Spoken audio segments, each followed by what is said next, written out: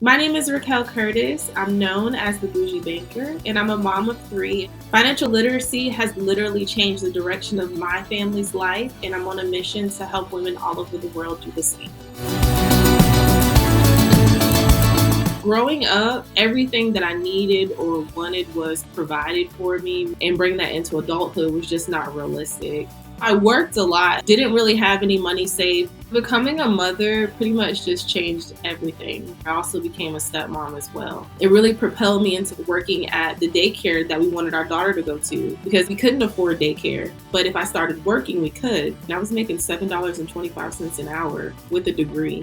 And then I would offer to watch other people's children on the weekends while I was off, which then eventually moved to me having a full-time in-home daycare. That was the start of my entrepreneurial journey. Eventually, I ended up opening the first women's only gym with childcare in Covington, Georgia. I just was thriving. 1,700 square foot building, 7 employees. And as life would have it, I was headed home one day and someone ran a red light. I was in a neck brace for about 6 months. I was unable to physically show up to my gym. I just lost everything. My bank accounts, they bled severely, and it just positioned itself to where I couldn't afford to keep it anymore. This is when I realized I do have an emotional connection to money, because anytime I would get hold of money, I was thinking, what can I go buy? I was focused on looking like I had money rather than actually building my assets. I looked at my kids one day and I was like, if I don't buckle down, my kids are going to be the result of everything I'm either doing or not doing with my money.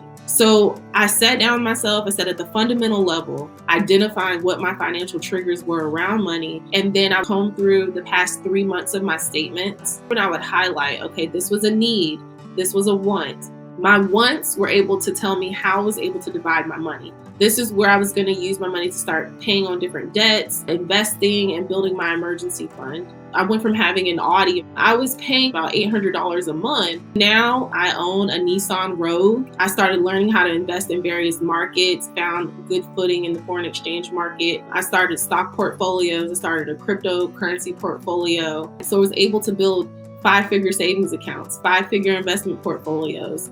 And at that point, I was like, there's no stopping. My friends were like, you're really good with money. Have you ever thought about being a banker? So July of 2019 is when I started working as a personal banker. It felt so good to help other people, just to see that same sense of relief come over them that I had come over me when I gained control of my money. I've helped women save thousands of dollars.